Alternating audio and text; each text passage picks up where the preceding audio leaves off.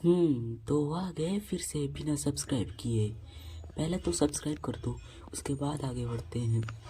आज का जो टॉपिक है, कंटेंट है, वो है why government can't print more money. सरकार ज़्यादा से ज़्यादा पैसे को प्रिंट आखिर क्यों नहीं करती है? क्या उन्हें ज़्यादा से ज़्यादा एक बार में नहीं करने आती है? इसके पीछे वजह क्या है? आगे हम लोग बहुत सारे चीज़ों के बारे में देखेंगे और ये भी देखेंगे कि क्या कोई ऐसा आज तक किया है। तो उससे पहले सब Amazing! तो चलिए इस टॉपिक को मान कर समझते हैं। मान लीजिए आप नहीं, मैं एक फ्रूट सेलर हूँ। मेरा एक छोटा सा दुकान है जिसमें हम फ्रूट को बेचते हैं और मेरे पास सिर्फ 1 किलो एप्पल है, ओनली 1 kg। और मेरे पास कस्टमर 10 है, लाइन में पूरे खड़े हुए हैं। उस 1 kg एप्पल का कीमत 50 रुपीज़ मेरे हिसाब से है, मगर 50 रुपीज़ में वो 10 कस्टमर सारे के सारे रेडी हो गए हैं खरीदने के लिए। तो इस समय मैं क्या करूँगा? प्राइस को डबल कर दूँगा या बढ़ा दूँगा, मगर डिक्रीज़ नहीं करूँगा क्योंकि उसमें मेरा लॉस है। तो उसको प्राइस को इंक्रीज़ कर दूँगा और इंक्रीज़ करूँगा तो फिर 10 कस्टमर थे, उनमें से कुछ कस्टमर्स तो नहीं खरीदेंगे क्योंकि प्राइस इंक्रीज़ हो चुका है। तो अगर हम 50 रुपीज़ के बजाय 100 रुपीज़ कर दिए और मान लीजिए 10 कस्टमर में से 8 कस्टमर्स छोड़ के चले गए कि नहीं प्राइस ज़्यादा हो चुका है, तो वो जो 2 कस्टमर है वो 100 रुपीज़ पे तैयार हो गए, रेडी हो गए लेने के लिए।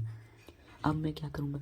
और थोड़ा इंक्रीज़ कर दूँगा जब तक एक कस्टमर रेडी ना हो जाए, सिर्फ एक कस्टमर ना बचे। तो मैं 100 रुपीज़ से सीधा 120 130 रुपीज़ कर दूँगा, तब जाके एक कस्टमर रहेगा। तो इसी स्ट्रैटेजी को बोलते हैं डिमांड एंड सप्लाई। जितना ज़्यादा डिमांड होगा उतना ज़्यादा सप्लाई किया जाता है। डिमांड एंड सप्लाई, इसी स्ट्रैटेजी को यूज़ करते हैं कंपनीज और हमें उल्लू बनाते हैं। अब यहाँ पे मैं भी तो उन्हें, और मेरे इसमें कितना सारा मेरा प्रॉफिट हो चुका है गाइस। 50 रुपीज़ से सीधा 120 130 इतना मेरा प्रॉफिट हुआ है। तो इसी को बोलते हैं डिमांड एंड सप्लाई।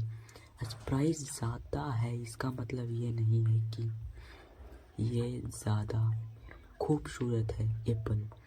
इसका मतलब है कि इसका वैल्यू क्रिएट हो गया है। वैल्यू क्रिएट होने के उसी को बोलते हैं प्राइस इंक्रीज होना। आप वैल्यू क्रिएट करो, ठीक है? ये स्ट्रेटेजी को तो समझ ही गए होंगे। अब आगे बढ़ते हैं। अब इमेजिन करो कि गवर्नमेंट बहुत सारा पैसे को प्रिंट कर दिया है। किसी की जिसकी सैलरी 5,000 थी, अब ज़्यादा प्रिंट हो गया है मनी, तो उसकी 10,000 15,000 20,000 इंक्रीज हो गया। हर किसी के पास पैसे है, बहुत पैसे हैं। इंडिया गरीब नहीं फिर कहलाएगा। मतलब सरकार अगर एक साल में 100 करोड़ पैसे छाप रही है तो आप 5,000 करोड़ छापने लगी। अब इमेजिन करो कि सबके पास इतने सारे पैसे हैं। तो अगर आपको कार खरीदना हो, पहले आपके पास पैसे नहीं थे तो नहीं खरीद पाते थे, मगर आपके पास पैसे आ चुके हैं तो सिर्फ आप अकेले नहीं हो जो कार खरीदना चाहते हैं, बहुत सारे अब खरीदने चाहेंगे क्योंकि उसके पास पैसे आ चुके हैं कि वो अपना रिसोर्सेज को ले सके। तो अब पहले जब 50 कस्टमर जाते थे कार खरीदने के लिए, जब ज़्यादा पैसे प्रिंट नहीं थे, और अब ज़्यादा पैसे प्रिंट हो चुके हैं तो 50 जाएंगे या उससे ज़्यादा जाएंगे क्योंकि बहुत सारे पैसे आ चुके हैं सबके पास। जिसके पास कार नहीं थे वो तो कार खरीदने जाएगा ही क्योंकि पैसे तो आ चुके हैं, क्योंकि गवर्नमेंट बहुत ज़्यादा ही पैसे को प्रिंट कर चुका है। इमेजिन, तो फिर कार शोरूम में जाएंगे, मान लीजिए 100 कस्टमर 200 कस्टमर 500 कस्टमर एक बार में। पहले बिना पैसे प्रिंट होने के पहले 50 कस्टमर 10 कस्टमर ऐसे जाते थे, और अब सीधा इतना ज़्यादा इंक्रीज हो गया है कस्टमर के जाने में। तो अगर वो कार 5 लाख का है तो उसका डिमांड ज़्यादा हो गया। Demand and supply strategy use करके उस कार की कीमत बहुत ज़्यादा हो जाएगा। वही स्ट्रैटेजी को यूज़ करके अब 5 लाख से सीधा 20 लाख 50 लाख कर दिया जाएगा। और फिर कस्टमर्स जो हैं उनको और ज़्यादा पैसे लेके जाना पड़ेंगे। हाँ, तो कार का प्राइस ज़्यादा हो गया, इसका मतलब क्या हुआ कि महंगाई बढ़ गई। तो ज़्यादा महंगाई बढ़ गई तो गवर्नमेंट को और ज़्यादा ही प्रिंट करना पड़ेगा। पहले से तो ज़्यादा ही प्रिंट करना पड़ ही रहा था, अब और ज़्यादा प्रिंट करना पड़ेगा। एक पेन की कीमत 5 रुपये थी तो उसका डिमांड हद से ज़्यादा हो गया। सबके पास इतना हो गया है कैपेसिटी कि वो पेन खरीद ले। तो जो कंपनी है वो demand and supply strategy use करके पेन का जो प्राइस है वो और ज़्यादा इंक्रीज कर देगा। 5 रुपीज़ का पेन है तो उसको 10 रुपीज़ 15 रुपीज़ ऐसे कर देगा। अब इतने में भी डिमांड है तो और ज़्यादा इंक्रीज़ करेगा, और इंक्रीज़ करेगा इसका मतलब महंगाई बढ़ गया। और जिस कंट्री में ज़्यादा महंगाई होते हैं वो क्या अमीर कंट्री कहलाता है या गरीब? पाकिस्तान में इतनी ज़्यादा गरीबी है, महंगाई बहुत है, तो कंट्री जो है वो और गरीब बनेगा ना कि अमीर बनेगा ज़्यादा पैसे छापने से। ठीक ऐसा ही छाप रहा था। ये तो सिर्फ हम लोग इमेजिन कर रहे थे इंडिया के, और ऐसा जो किया था उस कंट्री का नाम आप लोग कमेंट में दो, ठीक है? उस कंट्री का नाम है जिम्बाब्वे। एक बार जिम्बाब्वे में भी ऐसा ही हुआ था। गवर्नमेंट सोचा कि हम बहुत ज़्यादा ही मनी को प्रिंट कर देंगे ताकि हम अपना इकोनॉमिक कंडीशन ठीक कर देंगे, जो गरीब है उनको अमीर बना देंगे, हर किसी के पास पैसे रहेगा जिम्बाब्वे में। और इससे ये हुआ, उसके जो इकोनॉमिक कंडीशन ठीक होने के वजह और ख़राब हो गया।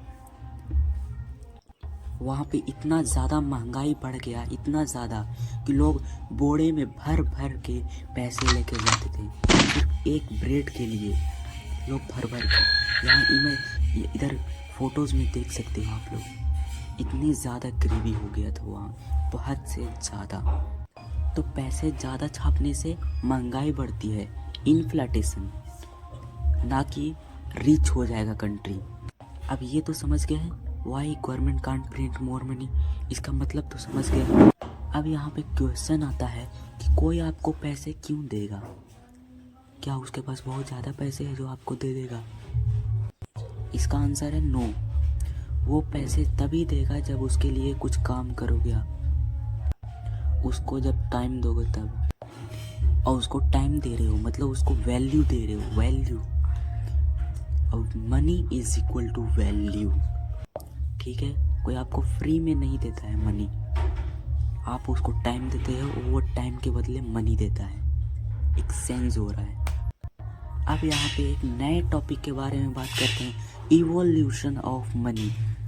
मनी को इवोल्यूशन कैसे हुआ? क्या शुरू से मनी का इन्वेंशन हो गया था? शुरू से जब से आदि मानव ये सब रहते थे, एडम यू, तब से क्या मनी था? उसी समय से क्या उन लोग छापने लगे थे पैसे? तो देखो, सबसे पहले चलता था बार्टर सिस्टम। बार्टर सिस्टम में क्या होता था, आपको मान लो एक बोरा चावल खरीदना है, चावल, और आपके पास गेहूं है एक बोरा। तो जिसके पास गेहूं नहीं है, चावल है, उसको पास जाओगे और आप बोलोगे मैं गेहूं दे रहा हूँ, आप चावल दे। एक्सचेंजिंग हो रहा है। आपको आलू लेना है और आपके पास प्याज है, तो जिसके पास आलू है उसको पास जाओगे और बोलोगे कि मेरे पास प्याज है, मैं प्याज लूँगा और आप मुझे आलू दो। फिर इसके बाद आता है गोल्ड। गोल्ड से कंट्री में एक इधर से उधर होता था गोल्ड, ठीक है?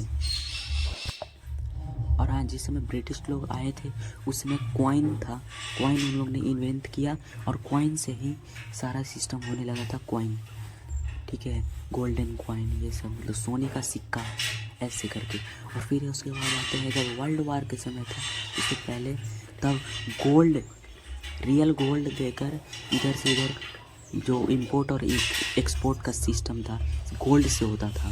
फिर उसके बाद करेंसी छपाने लगी, नोट छपाने लगे, तो नोट से ही आज तक चलने लगा। और अब फ्यूचर में क्या हो रहा है, यूपीआई, गूगल पे, फ़ोन पे, ऑनलाइन सिस्टम ट्रांजैक्शन हो रहा, ऑनलाइन ट्रांजैक्शन, क्रेडिट कार्ड चलने लगा है, बहुत ज़्यादा इवॉल्व हो गया है। ठीक है, इतना तक तो आपको क्लियर हो गया होगा। एंड लास्ट आपको बता रहा हूँ, नोट वो एक कागज़ का टुकड़ा है, उसके लिए इतने पूरा का पूरा पीपल्स, हर कोई उसके लिए क्यों भागता है?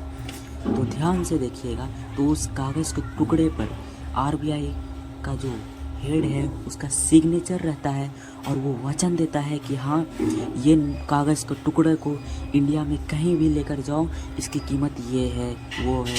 मतलब 500 का वो नोट है, तो बोलेगा, उस पर वचन रहता है कि ये इंडिया में कहीं भी लेकर जाओ तो इसकी जो वैल्यू है वो 500 है। मतलब 500 तक का सामान कुछ भी लोगो तो ये कागज़ से आपका काम हो जाएगा। आरबीआई इस पे वचन देता है